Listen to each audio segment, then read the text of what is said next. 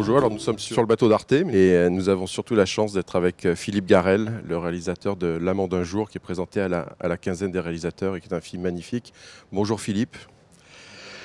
C'est un film qu'on présente comme faisant partie d'une trilogie, mais je dirais plutôt d'une série, comme des peintres font des séries. Tu as l'habitude de faire des films par série, donc là c'est après La jalousie, après L'ombre des femmes, et c'est surtout un film que tu présentes comme un film sur l'inconscient féminin, et en particulier le complexe d'Électre. Est-ce que tu peux nous en dire un peu plus sur ces intentions de départ? Si on dit l'inconscient féminin, déjà c'est un mystère quelque part. Parce que si on dit par exemple, comme j'ai fait donc 3 films comme une trilogie, La jalousie, L'ombre des femmes et L'amant d'un jour. Et si on prend par exemple L'ombre des femmes, c'était ça, j'essayais d'illustrer la libido féminine. On voit bien, quand on dit libido féminine, que c'est pas la libido masculine.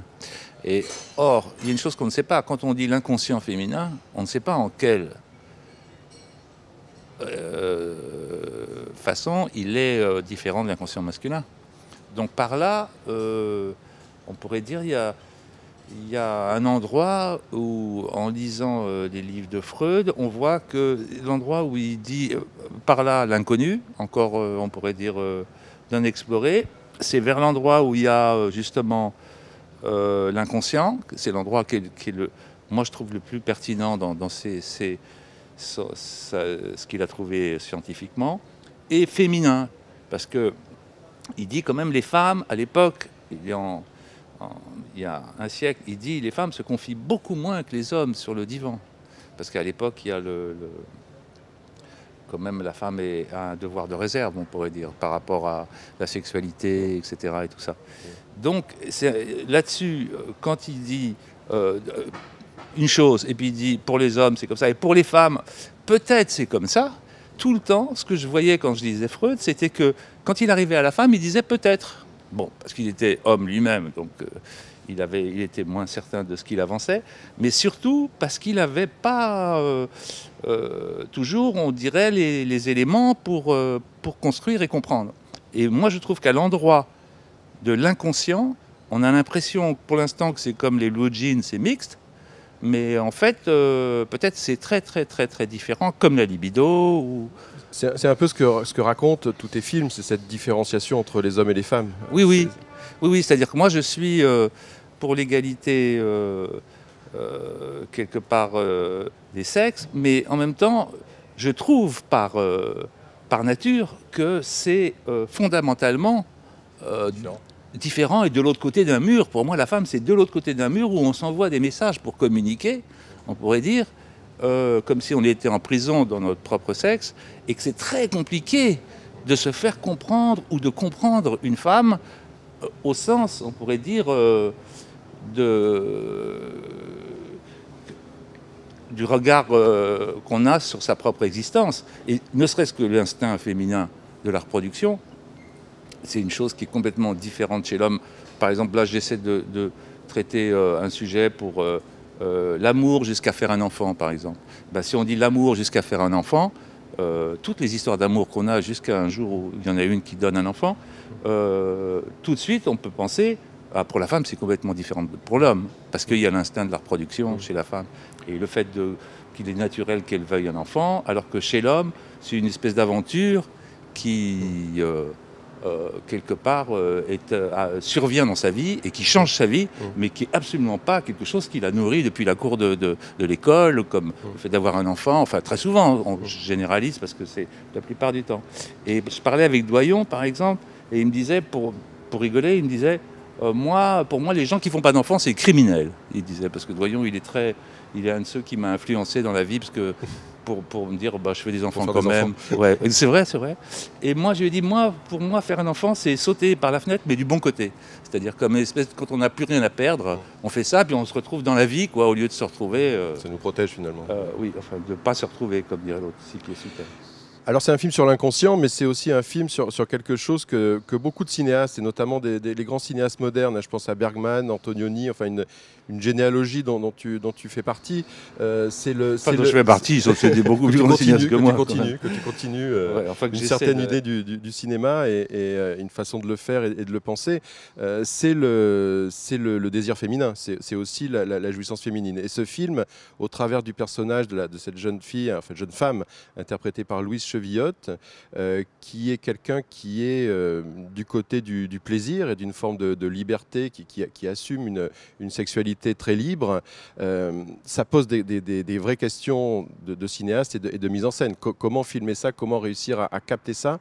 Et je trouve que le film y parvient admirablement par une série de gros plans, de plans de visage, où quelque chose passe du désir et de cette jouissance. C'était aussi un des enjeux du film. Certaines femmes m'ont dit ça déjà, plusieurs femmes m'ont dit ça déjà, que c'était surtout un film pour elles sur la jouissance, parce qu'on peut dire que, un peu comme au 19e siècle, on pensait les hommes ne peuvent pas, ont besoin quelque part de la sexualité extramaritale, c'est une chose qui est propre à l'homme. On pourrait dire, oui, mais maintenant nous avons découvert que les femmes ont besoin d'une sexualité extramaritale, et c'est quelque chose qui est dû simplement au fait qu'elles sont femmes. Et simplement, c'est beaucoup plus caché, parce que justement parce que c'est pas admis, c'est quelque chose qui est très très très caché. Et hier pendant la projection, avec le public, c'est la première fois que je voyais le film en public, parce que je l'avais toujours vu en projection de travail avec 6-8 personnes dans la salle, c'est très différent. Je sentais que les femmes, quelque part, étaient contentes qu'on dise « Oui, oui, vous êtes là, les hommes, à dire « Oui, mais de temps en temps on baisse, c'est pas grave, mais c'est parce qu'on peut vraiment pas faire autrement, en étant le plus fidèle du monde, et on le fait le moins possible. » Mais que les femmes, c'était pareil, qu'elles ne pouvaient pas, quelque part, faire autrement, et qu'elles le faisaient peut-être le moins souvent possible pour essayer quelque part, de pas mettre de l'eau dans le gaz dans leur relation d'amour réel, mais que c'était une chose qui était... Et je sentais ce truc-là chez les femmes, donc je pense que c'est une étude qui n'est pas uniquement un caprice, c'est quelque part comme moi je crois au progrès de l'humanité millimètre par millimètre. Toute cette étude que je fais en liant la psychanalyse et la psychanalyse de lecture, parce que j'ai fait que 6 mois de psychanalyse dans ma vie quand j'ai perdu mon père, mais sinon je n'ai pas été psychanalysé longtemps. Par contre, j'ai lu beaucoup de textes de Freud. C'est ce qui m'intéresse le plus dans Bergman, en fait. Vous disiez Bergman, c'est comment, quelque part, mais de toute façon, je me souviens quand j'étais adolescent, que mon père m'avait emmené voir le désert rouge avec la femme qu'il avait à l'époque et tout, que j'admirais, etc. et tout. Moi, je trouvais que c'était extraordinaire, et c'était aussi la psychanalyse dont il s'agissait. C'était, si on dit, quand les gens parlaient de Monica Vitti dans le désert rouge, c'était la peinture d'une névrose féminine. C'est intéressant que tu parles de peinture, parce que justement, filmer la névrose ou filmer le désir ou même la jouissance, c'est une grande question de mise en scène, de cinéma. Donc j'ai l'impression que dans ce film et dans tes films précédents aussi, il y a beaucoup de choses qui passent par le visage, le corps, mais plus spécialement le visage. Ça t'intéresse et c'est la dimension picturale de ton cinéma. Je pense que même si tu fais un cinéma narratif depuis les années 80, il reste beaucoup d'un cinéma de peintre ou de peinture ou de poésie qui était le cinéma de tes débuts. Oui, oui, c'est-à-dire que j'ai fait quand même tous mes premiers films pendant bien presque, je sais pas, presque une dizaine de films. J'écrivais pas de scénario. Mais du tout, j'allais sur le tournage avec 0 écrit, même pas un cahier qui aurait remplacé un scénario. Et donc ça a fait que le type de cinéma qui en est né était quelque part un cinéma d'image, puisqu'il était improvisé par rapport avec des acteurs dans un décor où